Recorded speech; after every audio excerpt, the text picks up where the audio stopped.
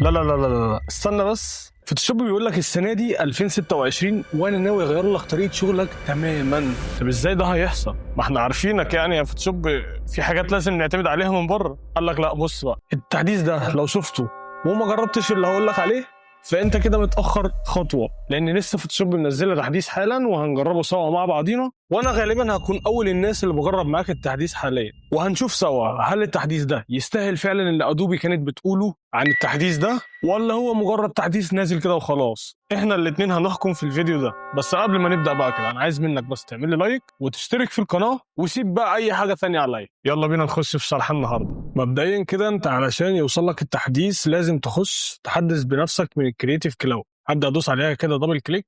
اول لما افتح الكرييتيف كلاود هدوس على فيو ابديتس. انت عندك طبعا هتلاقي هنا مكتوب كلمه ابديت، هتعمل ابديت وتخش على النسخه بتاعت 27.3. هدوس اوبن. اول حاجه انا همشي معاك واحده واحده كده من الحاجات اللي هي الصغيره لاكبر حاجه. هم ضايفين 4 حاجات جداد، ابدا اشرحهم لك بسرعه كده علشان نوصل لاخر حاجه اللي هي بالنسبه لي التوب. طبعا لو معاك صوره موديل زي كده، لو فتحت اداه الادجستمنت هتلاقي ان هم ضايفين خيارين جداد هنا، خيار الكلاريتي وخيار الجراي. الكلاريتي ده بيعمل ايه؟ بيزود حده الصوره. يعني لو جيت زودت كده الحده، شايف الصوره بقت حدتها عامله ازاي؟ والخيار التاني ده بيزود الحده بتاعت الوان الصوره. شوف الصوره بقت عامله ازاي، اتحولت من كده لكده. ده الكلاريتي ببساطه. الحاجه التانيه اللي ضافوها هي الجراي. دي افكت كده بيعمل زي حبيبات صغيره في الصوره، كان طالع ترند اليومين اللي فاتوا. لو جيت زودت كده هيبدا يظهر عندنا الحبوب الصغيره اللي في الصوره كده. ابدا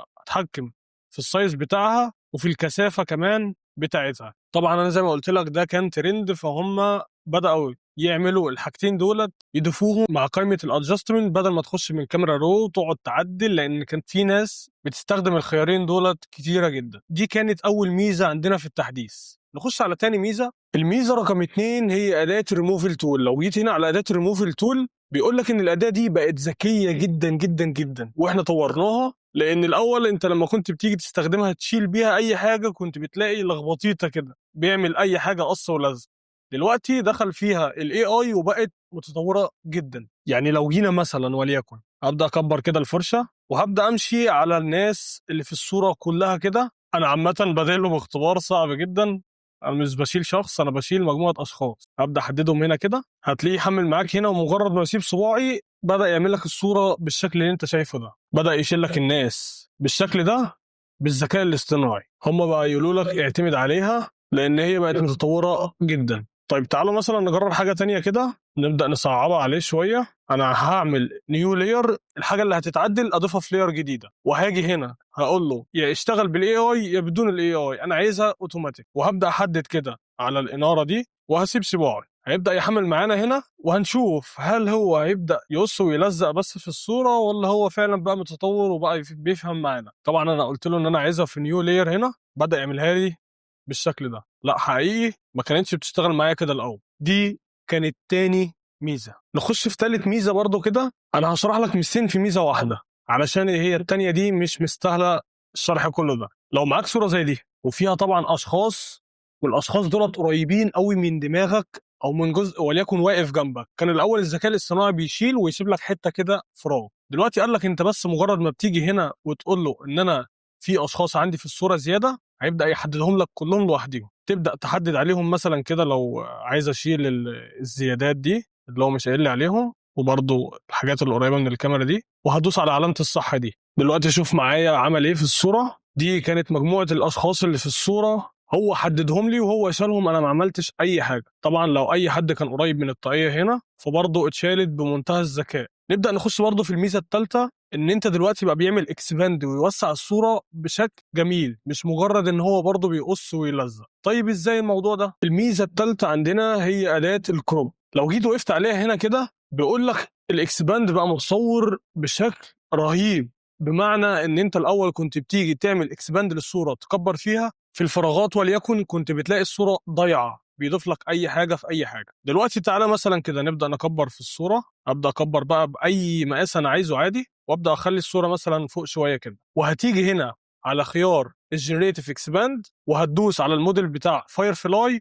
هتختار الموديل الجديد اللي هو فاير فلاي اند اكسباند، مش هتكتب اي حاجه وهتدوس جنريت. طبعا انا التحديث لسه نازل فانا بجرب معاك كل حاجه لايف. هو مجرد ما نزل قلت نفتح ندردش مع بعضينا كده. هو بيقول لك بقى متطور جدا تقدر تستخدمه. انت عارف الاول ان هو كان ممكن مثلا تكبر في الصوره يصغر لك رجلك من تحت او كده. شوف الصوره بقت عامله ازاي. بص الاكسباند بشكل 100% عامل لك حتى البورتريه هنا مكملهولك، تحسه عارف نوع الكاميرا اللي انت اتصورت بيها وعامل لك نفس العزل. وطبعا الجسم هنا بدأ كملهولي وكمل لي الصوابع، مفيش اي مشكله خالص. 10 من 10 وممتاز يا ادوبي. الموضوع ده كنا بنعاني منه. تعالوا بقى نخش في الميزه الاخيره اللي ضافوها. بس قبل ما اشرح انا عايزك قلبك جامد جدا. دي الميزه اللي لما اتكلموا عنها انا كنت متحمس ان انا اشوفها. بيقول لك طوروا فيها بشكل رهيب. انا مش هتكلم كتير ونخش نجرب. هم عاملين طبعا ميزتين في ميزه برضه. لو انا عندي صوره اللبس ده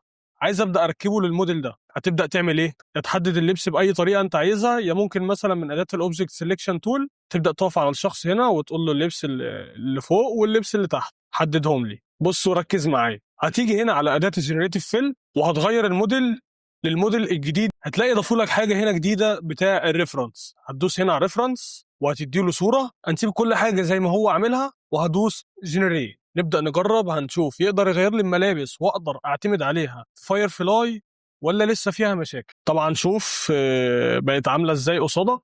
دي قبل ودي بعد. ضاف لي صوره الملابس بالظبط، مفيش اي تغيير. بس هو انا في حاجه بسيطه انا طبعا نسيت احددها، بس دي بكل بساطه ممكن تجيب الفرشه كده وتبدا تمسحها. بس 10 من 10 يا ادوبي من غير ولا غلط. انا قلت لك برضو ميزتين في ميزه. دي الميزه الاولانيه ان انا غيرت لهم ملابس. الميزه الاخيره بقى لو جيت جبت اي اداه تحديد مثلا عندي، هضيف بس اللايرين دولت مع بعض، هبدا احدد له كده. بص التحديد بتاعي وركز، انا بحدد اي كلام. هبدا احدد له كده الجزء اللي تحت ده، وهاجي هنا على الموديل نفس الموديل الجديد. هبدا اقول له ايه هنا؟ عايز الشخص اللي في الصوره يكون جالس على الشاطئ وهو بقى بيفهم عربي. هندوس جنريت ونستنى نشوف النتيجه بقت عامله ازاي.